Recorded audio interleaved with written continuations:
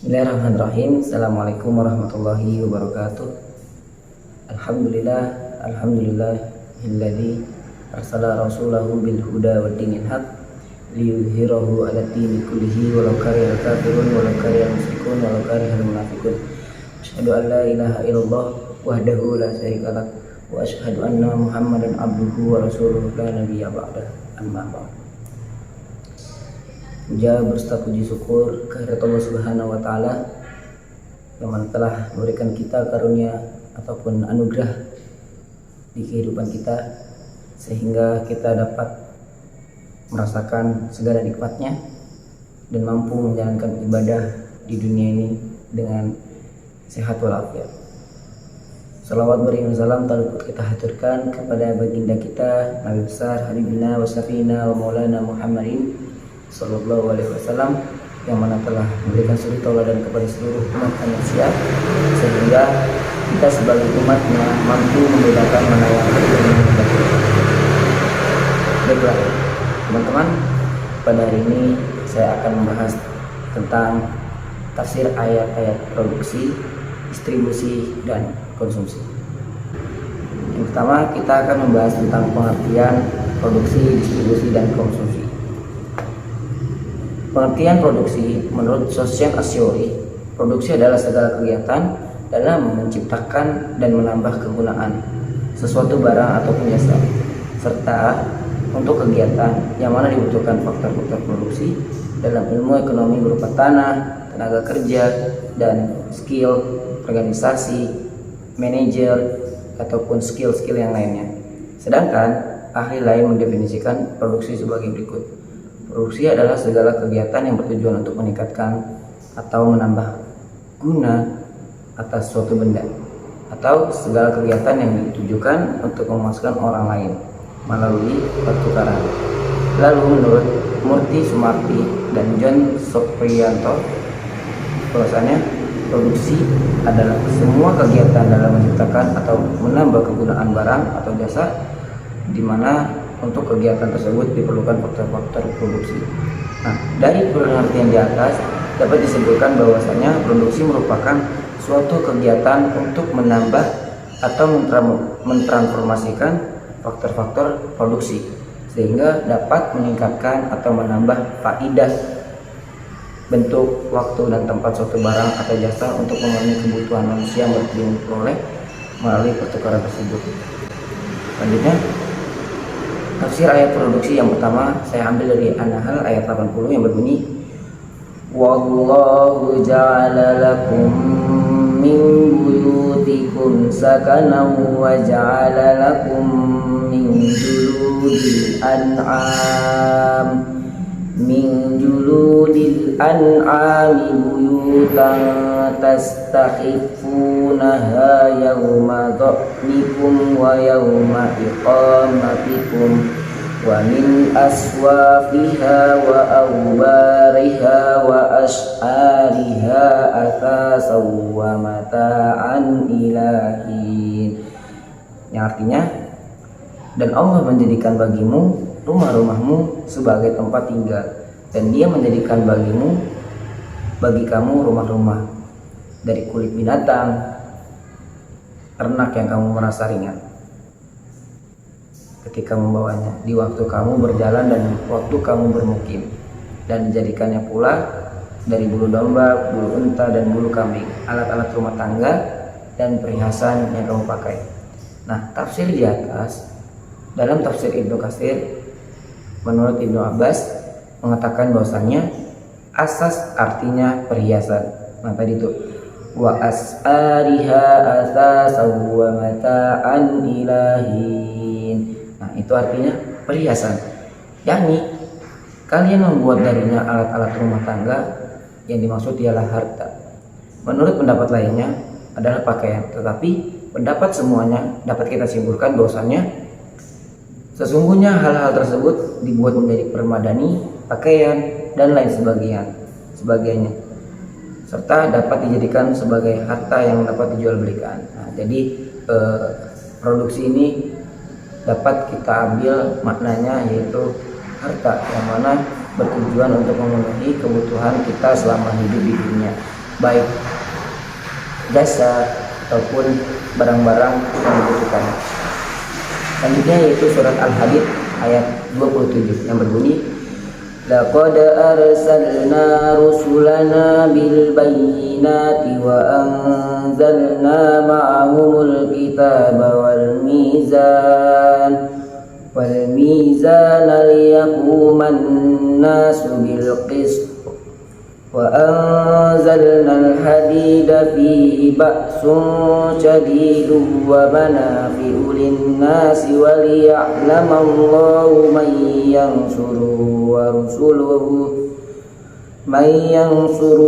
wa rusulahu bil ghaib innallaha qawiyyun aziz, yang artinya sesungguhnya kami telah mengutus rasul-rasul kami dengan membawa bukti-bukti yang nyata, dan telah kami turunkan bersama mereka Alkitab dan merasa keadilan, supaya manusia dapat melaksanakan keadilan.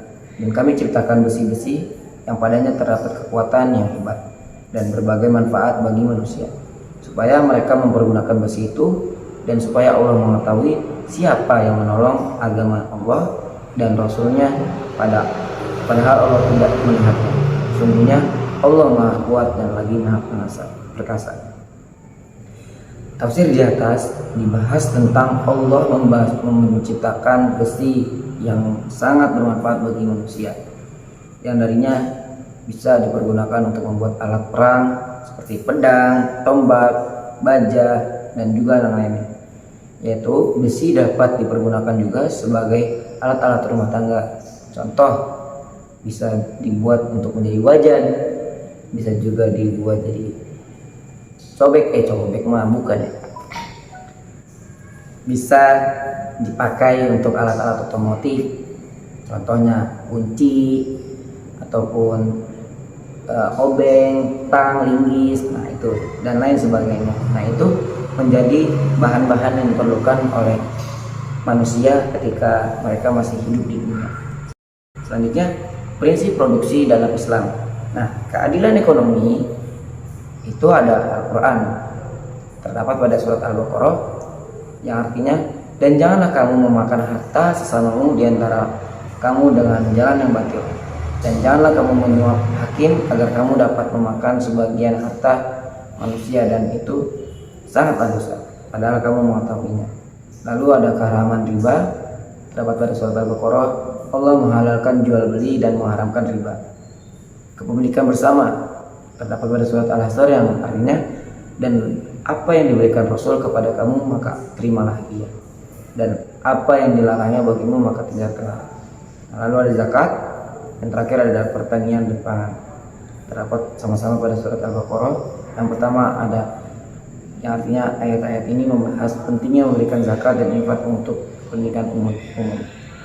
Lalu terdapat pada surat Al-Baqarah yang artinya, dan apabila ia berpaling, ia berusaha untuk membuat kerusakan di bumi dan membinasakan tanaman-tanaman dan keturunan manusia, dan Allah tidak menyukai kebinasaan. Tujuan produksi dalam Islam mencapai keseimbangan. Produksi dalam Islam dimaksud untuk mencapai keseimbangan antara kepentingan individu dan kepentingan masyarakat. Tujuannya adalah untuk mencegah ketidaksetaraan yang berlebihan dan memastikan keadilan sosial, keadilan dan kesejahteraan sosial. Produksi harus diarahkan untuk menciptakan keadilan sosial dan kesejahteraan masyarakat secara umum. Hal ini mencakup distribusi yang adil dan hasil produksi dan pencegahan terhadap penindasan ekonomi. Pemberdayaan ekonomi bertujuan produksi dalam Islam adalah memperdayakan ekonomi masyarakat. Nah, selanjutnya paling bawah yaitu pemberdayaan masyarakat. Produksi dalam Islam juga memiliki tujuan untuk memperdayakan masyarakat. Hal ini melibatkan pengembangan keterampilan dan kapasitas masyarakat agar dapat aktif berpartisipasi dalam kegiatan ekonomi. Pengertian distribusi. Secara bahasa, distribusi merujuk pada proses penyebaran atau pembagian suatu hal ke berbagai tempat atau berbagai pihak Distribusi dapat merinci bagaimana suatu barang, informasi, atau sumber daya tersebar ataupun diberikan kepada individu dan lokasi yang berbeda. Dalam konteks umum, kata distribusi dapat digunakan untuk menggambarkan cara sesuatu disebarluaskan dan ditempatkan di berbagai lokasi atau berbagai pihak. Sebagai contoh, kita dapat berbicara tentang distribusi barang di pasar, distribusi kekayaan di masyarakat, dan distribusi produk melalui saluran distribusi dalam dunia bisnis. Dalam konteks Islam, distribusi merujuk pada pembagian dan penyebaran sumber daya ekonomi dalam kekayaan dan mematuhi prinsip-prinsip etika dan keadilan yang menjelaskan di dalam ajaran Islam. Distribusi dalam Islam mencakup beberapa aspek, termasuk distribusi pendapatan, kekayaan, dan manfaat ekonomi secara adil. Tafsir ayat distribusi saya ambil dari surat Al-Hasr ayat 7 yang berbunyi, Ma'afa'allahu ala rasulihi min ahlil qura falillahi walirrasuli walidil qurba wal yatama wal masakin wabnis sabili kai la yakuna dulatan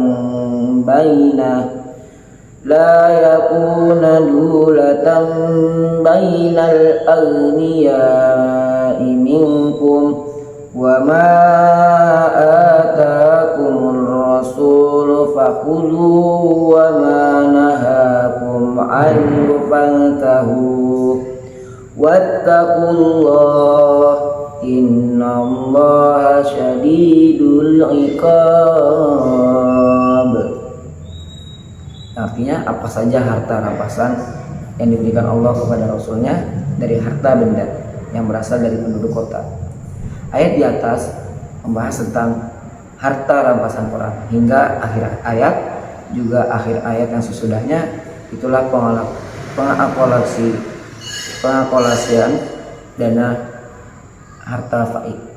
Imam Ahmad mengatakan telah menceritakan kepada kami Sufyan dari Amr dan Ma'mar dari Az-Zuhri dari Malik ibnu Aus ibnu Hadsan dari Umar radhiyallahu an yang mengatakan bahwa dahulu harta Bani Nadir termasuk harta faid yang diberikan oleh Allah Subhanahu wa ta'ala kepada Rasulnya, yaitu harta yang dihasilkan oleh kaum muslimin. Selanjutnya, tafsir ayat distribusi surat Al-Hadid ayat 7 yang berbunyi, Aminu billahi wa rasulihi wa anfiqu mimma ja'alakum mustakhlafina fihi falladzina amanu minkum wa anfaqu lahum ajrun kabir. Artinya, berimanlah kamu kepada Allah dan Rasulnya dan nafkahkanlah sebagian dari hartamu yang Allah telah menjadikan kamu menguasainya. Maka orang-orang yang beriman di antara kamu dan menafkahkan sebagian dari hartanya memperoleh pahala yang besar. Tafsir di atas terkandung isyarat yang menunjukkan bahwa kelak harta itu pada akhirnya akan ditinggalkan olehmu, dan beruntunglah jika ahli warismu menggunakan untuk jalan yang taat kepada Allah. Dengan demikian berarti ahli warismu lebih beruntung daripada kamu dengan apa yang telah diberikan oleh Allah kepadanya. Tetapi bila ahli warismu menggunakan harta yang diwariskan darimu untuk bertujuan durhaka kepada Allah, berarti kamu telah membantunya untuk berbuat dosa. Selanjutnya, tujuan distribusi dalam Islam. Distribusi dalam Islam bertujuan untuk menciptakan keadilan sosial, pencegahan ketidaksetaraan ekonomi, pemberdayaan kaum lemah, serta kesejahteraan umum. Pengertian konsumsi. Nah, yang terakhir yaitu konsumsi. Konsumsi merujuk kepada penggunaan atau pemakaian barang dan jasa oleh individu atau masyarakat untuk memenuhi kebutuhan dan keinginan mereka. Aktivitas konsumsi mencakup segala sesuatu yang dikonsumsi atau digunakan oleh individu ataupun kelompok, termasuk barang-barang fisik seperti makanan, pakaian, dan perangkat elektronik serta jasa pendidikan, kesehatan, dan transportasi. Dalam konteks Islam, konsumsi tidak hanya diartikan sebagai pemakaian barang dan jasa semata, melainkan juga mencerminkan prinsip-prinsip etika dan moral. Konsep ini mencakup keadilan, keseimbangan, dan modernisasi dalam pemenuhan kebutuhan. Umat Islam diajarkan untuk menghindari pemborosan, berkontribusi pada pemberdayaan ekonomi masyarakat, dan memberikan zakat serta infak untuk menciptakan distribusi kekayaan yang adil. Etika bisnis yang jujur dan adil serta tanggung jawab terhadap lingkungan juga menjadi bagian integral dari konsep konsumsi dalam Islam. Tafsir ayat konsumsi saya mengambil dari surat Al-Baqarah ayat 168 yang berbunyi, Ya ayyuhan nasu kulu mimma fil ardi halalan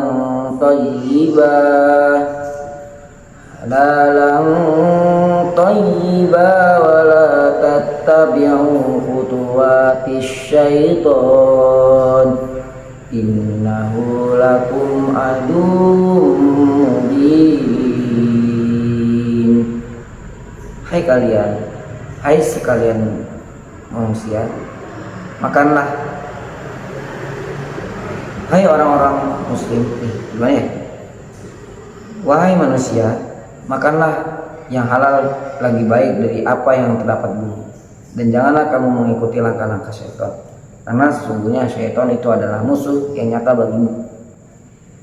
Tafsir Allah menjelaskan bahwasannya tidak ada Tuhan selain Dia, dan bahwa hanya Allah lah yang menciptakan segalanya. Maka Allah menjelaskan bahwa Dialah yang memberikan rezeki kepada semua makhluk. Untuk itu Allah menyebutkan sebagai pemberi karunia kepada mereka, bahwa mereka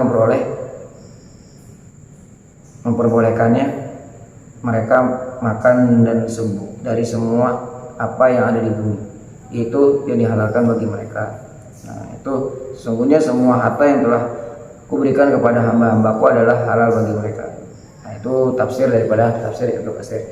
Lalu tafsir ayat konsumsi dari Al-A'raf ayat 31 yang berbunyi, Ya bani Adam khudhu zinatakum inda kulli masjidin wa kulu washrabu wa la tusrifu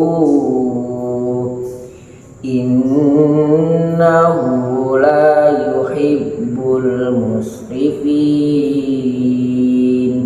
Hai anak Adam, pakailah pakaianmu yang indah di setiap memasuki masjid. Makan dan minumlah, dan janganlah berlebih-lebihan. Sesungguhnya Allah tidak menyukai orang yang berlebih-lebihan. Dalam tafsir Ibnu Katsir, Mujahid mengatakan makna ayat mengandung perintah kepada mereka agar mereka makan dan minum dari segala sesuatu yang direzekikan oleh Allah Subhanahu wa taala buat mereka.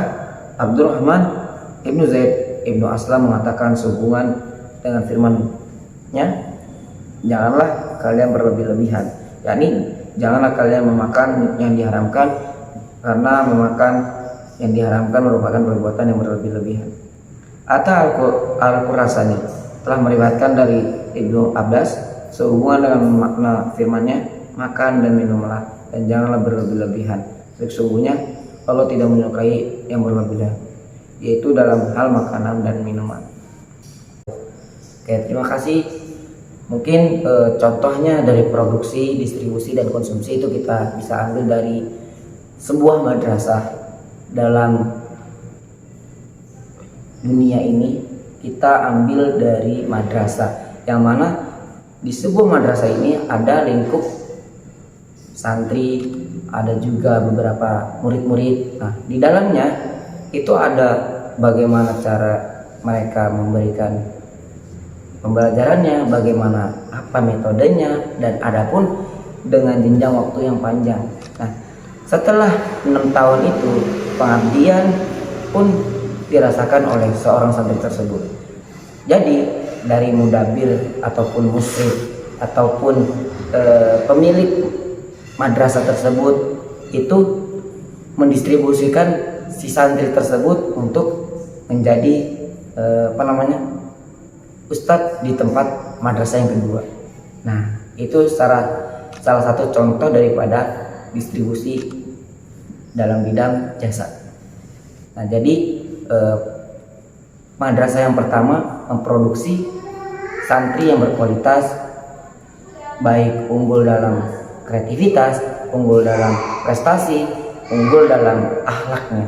Nah, dari situ madrasah yang pertama memiliki produk yang unggul untuk memberikan atau mentransferkan ilmu-ilmunya melalui santri tersebut kepada madrasah yang kedua melalui santri tersebut. Nah, itu cara Islam mengajarkan produksi distribusi. Yang ketiga yaitu kaitannya dalam konsumsi. Kenapa konsumsi ini berkaitan dengan produksi distribusi?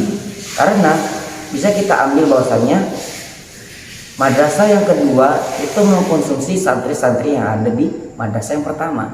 Nah, jadi kalau kita ingin memberi atau mengetahui lebih dalam konsumsi itu apa, bahwasannya konsumsi ini ada dua aspek.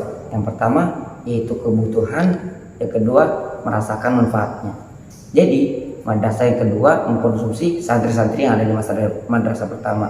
Untuk apa? Untuk mengetahui seberapa kualitasnya santri-santri yang telah dididik di madrasah pertama. Nah, jadi antara produksi, distribusi, dan konsumsi ini saling berketerkaitan. Oke?